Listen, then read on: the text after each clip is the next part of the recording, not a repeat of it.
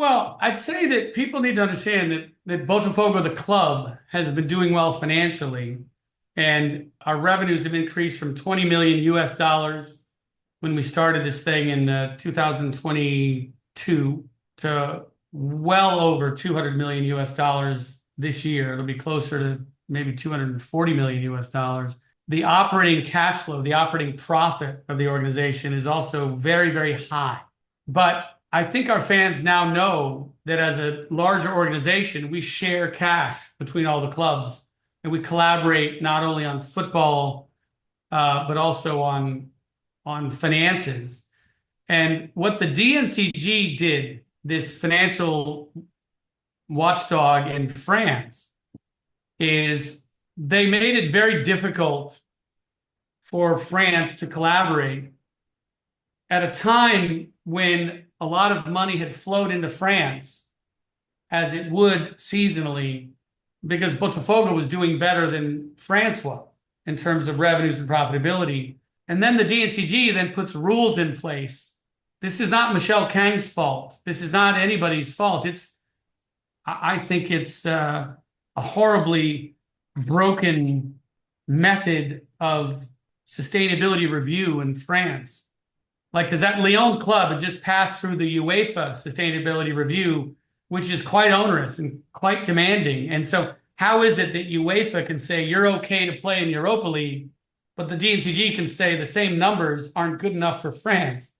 So, what they did was they took a red pen and they struck through proven cash flows of money that was flowing from Botafogo or elsewhere in Eagle into France, and they said that doesn't count. We're not going to give you credit for that. They took player sales, which are at 100 million a year in France, and they struck a red pen through that, said that doesn't count. But the fight that people see played out in court was about authorizing new methods of bringing money in.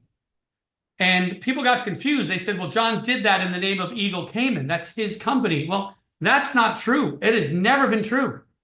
Eagle Cayman, which is called Eagle Football Group in the Cayman Islands, it was formed in 2024 for all of the interest of Eagle to be consolidated into that one Cayman entity for the initial public offering on the New York Stock Exchange. So when I was creating these new instruments to raise money for Botafogo, I did it in the name of Eagle Football Group in the Cayman Islands, which the lawyers for Ares and the lawyers for the new independent director, they didn't even understand. So it was all an incredible misunderstanding about the mechanisms by which Botafogo needs to be able to act independently to continue to grow. Look, they've been invited to join the board of Botafogo. Ares has been invited to join the board of Botafogo. I don't know which. They've always had the right to be on the board, but you know the history. We haven't seen a lot of Eagle shareholders going to games, and we haven't seen Ares, but you know we've been inviting them to become more involved.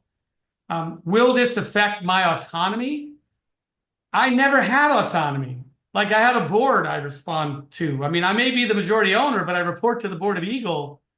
It just seems like I have autonomy because a lot of the Eagle shareholders haven't gotten that involved down in Brazil. But, you know, I don't expect too much to change. You know, it's Michel's running France and I'm running Brazil, and I'm happy, you know, the way that works for now. We have some growing pains internally within our shareholder group because of the challenges we've had in different parts of the world.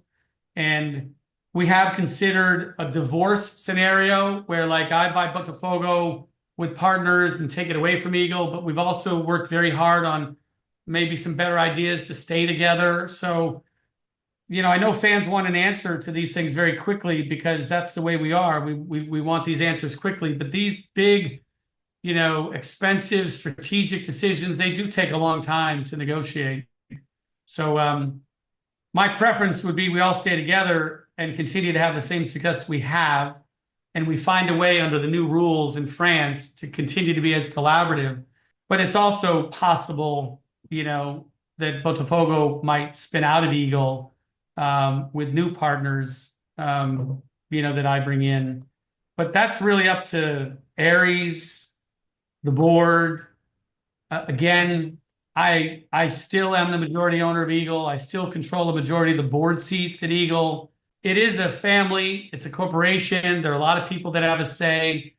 And, we don't yet know if we're going to stay together or if Botafogo is going to spin off. Whoa.